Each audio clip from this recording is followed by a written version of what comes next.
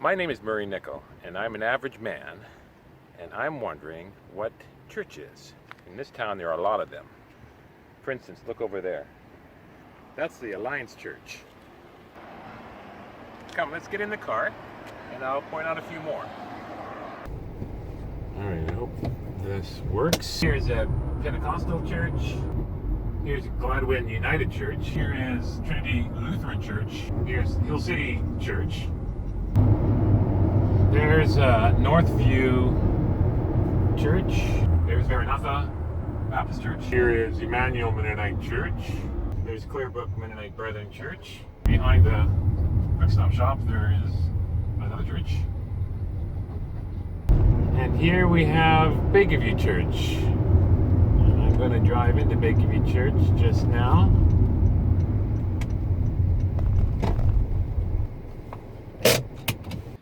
The Mennonites moved into the valley in around 1935, and they started churches. Clearbrook Church was one of those churches, started in around 1940. In 1965, a number of members moved out of the church to form an English-speaking church called Bakerview MB Church. I can only imagine they called it Bakerview because they could see Mount Baker from the property. Are my sunglasses going to be a problem here? Or is this okay? No. How long have you been pastor of Bakerview Church? I just had my 2-year anniversary on September 1st. How many members does Bakerview Church have? How many people come to church?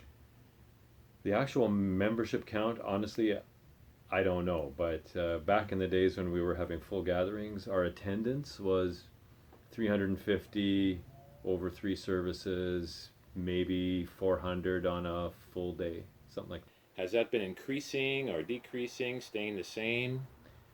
It's sort of hard to say. Kind of static. Maybe it went up a little bit somewhere within the 2 years, but certainly not a geometric curve up. I mean, I've looked at Bakerview's attendance statistics over the years before I came, and a decade ago there were quite a few or a lot more people coming. Okay. Why do you think there has been that decrease over the last 10 years, let's say, even before you coming? That's a good question. I think some of it is this the right word, attrition? Okay.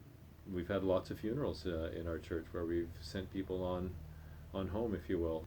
And if we poke a little more, we've had a decline because of conflict as well, people leaving the church. Over this longer period of time, more departures than arrivals. Now, there's been a kind of a decline in church in Canada, actually, over the last 20, 30 years. Do you have an opinion on that? I want to say maybe for the generations coming up, church as we know it is becoming less relevant to them, less engaging. It's on the wrong side of morality. Mm-hmm. We're stuck in old ways and archaic ways of thinking about the world, about morality, about sexuality, all of those kinds of things. Mm-hmm. Okay, this is how a church starts. In principle, you need a guy or a gal, someone who attracts followers and gives them a hope of a better world. When he moves off the scene, his followers build a place to remember his teachings, which typically evolves into a place of worship, like a temple pointing to a better place beyond our world. What was the early church? Was it like God's house? Was it a temple? Because the early church inherited from Judaism, the temple played a big role. The role it played was the place to gather. The church really is God's people. It's where God's people come together, and so that can be in one building or in another building. Jesus was different from the others who attracted followers in that he came back, rose from the dead. He told his followers that he was far more interested in their world. In other words, he didn't want a place like a temple pointing to heaven. He wanted a people bringing heaven to the world. And so then, church, it seems, to be more about the who and not the what. So what did Jesus have to say about the word church? apparently nothing. He often spoke in parables and metaphors. He employed the word kingdom. I was surprised to learn that the mustard seed is not a tree, it's really a bush, almost like a weed. It was outlawed in certain areas of ancient Judea because it would invade the whole garden and the neighbor's garden as well. Kind of like this. The wonder of it all is that it all comes from the tiniest of seeds. When you look at Bakerview, being the pastor of Bakerview, is Bakerview a healthy church? You're not asking me easy questions. To me, a healthy church is a church where people are being transformed in their life into the likeness of Jesus through our relationships, through our openness to the Spirit's work in our lives, through us working out the everydayness of life as followers of Jesus. And somehow, while we're doing that, caring about people in the world around us. So that transformation isn't only something that's happening in me, but as it's happening in me, part of that transformation means that I care more about you and about other people around me, so that they get to share in the transformation that God's doing. Mm-hmm. And when we do that together, that's church. That's healthy church. What did they call church back then? How is that translated today? Yeah. The Greek word is ekklesia, which is a compound word, ek meaning out, and from kaleo meaning called. And so literally it means the called out ones, people who are called out. And so it's a gathering of people who God has called to himself. I used to think that the church was a boat safely floating on the water.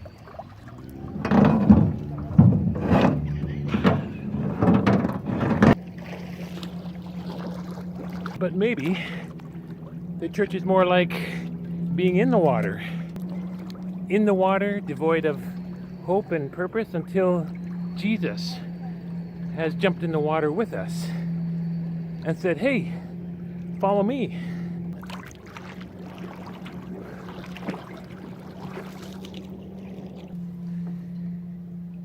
If the church is in the water, then maybe the mark of a healthy church is really the story of the people who are in the water.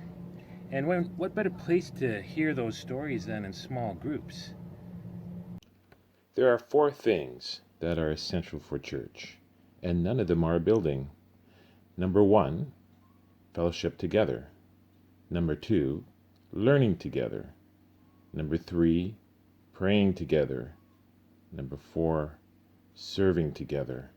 To me, it comes back to people who gather, who have some sense of identity one with the other. In the New Testament, there's this local flavor to church. The universal church finds its heart, finds its life in the local church. Friends, we'll know we're a healthy church when our neighborhoods get healthier. Mm-hmm. We'll know we're a healthy church when our families get healthier. Mm-hmm. And how will we know that? Well, because we're telling each other our stories. Mm-hmm. So the second thing is learning. We normally assume that learning occurs on Sunday morning, but does it really have to? Here in Abbotsford, we're blessed with a learning institute, Columbia Bible College. What do you think about the traditional model of the head pastor teaching in church? Yeah, the New Testament doesn't necessarily see one person doing everything.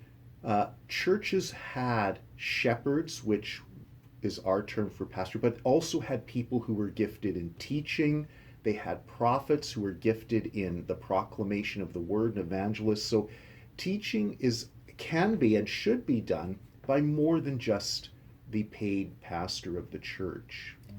Okay. What kind of models can perhaps a small group use for teaching and application of that teaching? Yeah, I think there are some wonderful models out there. You have a small group come together. God has gifted each member of that group, and so discerning in that group who would be a great teacher, who might be an evangelist in the group. And so coming together, the teacher then would learn how to minister to the members in the small group. What's interesting is Acts records the house churches being characterized by teaching, prayer, fellowship, and the Lord's table. And so teaching was to be part of every time they got together. Of course, the teaching has to be relevant and repetitive and applicable, but institutions like this are a blessing. In the end, we're looking for something transformative. And what better place for something transformative than a small group?